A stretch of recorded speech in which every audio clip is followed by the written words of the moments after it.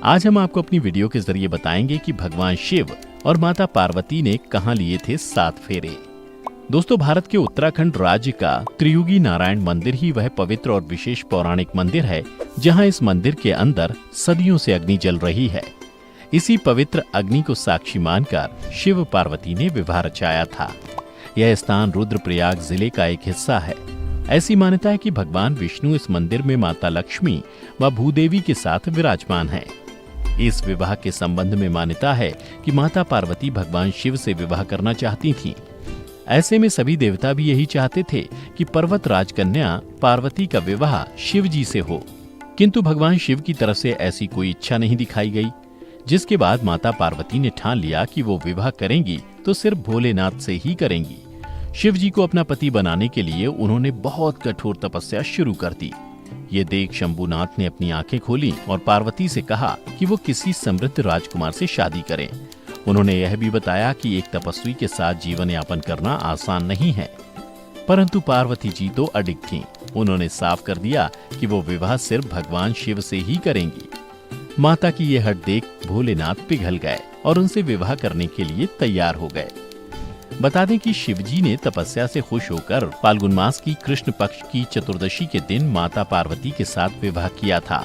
ऐसा बताया जाता है कि माता पार्वती ने जहां तपस्या की थी वह स्थान आज केदारनाथ के पास स्थित गौरी कुंड है और तपस्या पूरी होकर गुप्त काशी में देवी ने भोलेनाथ के सामने विवाह का प्रस्ताव रखा, जिसे शिवजी ने स्वीकार कर लिया था। मित्रों, ऐसा कहा जाता है कि जहां पर दोनों ने शादी की थी आज भी वहां मंदिर के अंदर अग्नि प्रज्वलित हो रही है। यह लौ शिव पार्वती के विवाह के प्रतीक मानी जाती है, इसलिए इस मंदिर को अखंड धूनी मंदिर भी कहा जाता है। यही कारण है कि इस जगह का नाम त्रियुगी हो गया, जिसका अर्थ है अग्नि जो 3 युगों से जल रही है। त्रियुगी नारायण हिमावत की राजधानी थी। यहाँ शिव पार्वती के विवाह में विष्णु ने पार्वती के भाई के रूप में सभी रीतियों का पालन किया था, जबकि ब्रह्मा जी इस विवाह में पुरोहित बने थे। शादी के समय सभी संत मुनि शामिल हुए थे। विवाह स्थल के नियत स्थान को ब्रह्मशिला कहा जाता है, जो कि मंदिर के ठीक सामने है। पुराण में इस मंदिर के महात्म्य का वर्णन भी किया गया है। ऐसा माना जाता है कि विवाह के समय भगवान शिव को एक गाय भी भेंट की गई थी। उस गाय को मंदिर में ही एक स्तंभ पर बांधा गया था। आपको बता दें कि विवाह से पहले सभी देवताओं ने यहाँ स्नान भी किया और इसलिए यहाँ 3 कुंड बने हैं, जिन्हें रुद्र कुंड, विष्णु कुंड और ब्रह्मा कुंड कहा जाता है। ब्रह्मा कुंड, इस कुंड में ब्रह्मा जी ने भगवान शिव के विवाह से पूर्व स्नान किया था व स्नान करने के पश्चात विवाह में पुरोहित के रूप में प्रस्तुत हुए। विष्णु कुंड, भगवान शिव के विवाह से पूर्व विष्णु जी ने इस कुंड में स्नान किया था। रुद्र कुंड, विवाह में उपस्थित होने वाले सभी देवी देवताओं ने इस कुंड में स्नान किया था। इन तीनों कुंडों में जल सरस्वती कुंड से आता है। ये बात बहुत ही कम लोगों को पता है कि सरस्वती कुंड का निर्माण विष्णु की नासिका से हुआ था और ऐसा माना जाता है कि इस कुंड में स्नान करने से संतानहीनता से मोक्ष मिल जाता है।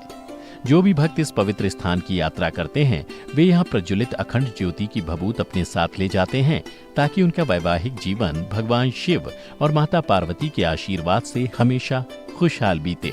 मित्रों, वेदों में इस बात का उल्लेख है कि यह त्रियुगी नारायण मंदिर त्रेता युग से स्थापित है, जबकि केदारनाथ व बद्रीनाथ द्वापर युग में स्थापित हुए।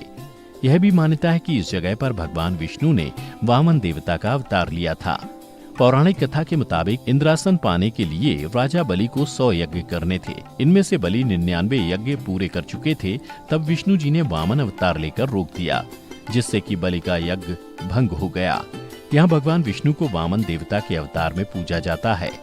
आज रुद्रप्रयाग जिले में स्थित शिव और पार्वती का विवाह स्थल त्रियुगी नारायण मंदिर वेडिंग डेस्टिनेशन के रूप में भी काफी चर्चा में रहता है और बड़ी संख्या में लोग यहाँ आकर 7 फेरे लेते हैं। बीते 1 साल के आंकड़ों की बात करें तो करीब सैकड़ों देशी विदेशी जोड़ों ने मंदिर में विवाह किया है। मित्रों, आदिकाल से उत्तराखंड पवित्र स्थान रहा है। देश और दुनिया के अलग अलग हिस्सों से तीर्थयात्री, पर्यटक और मुसाफिर शांति और अध्यात्म के लिए इस प्रदेश के मंदिरों व तीर्थ स्थानों पर आते रहे हैं।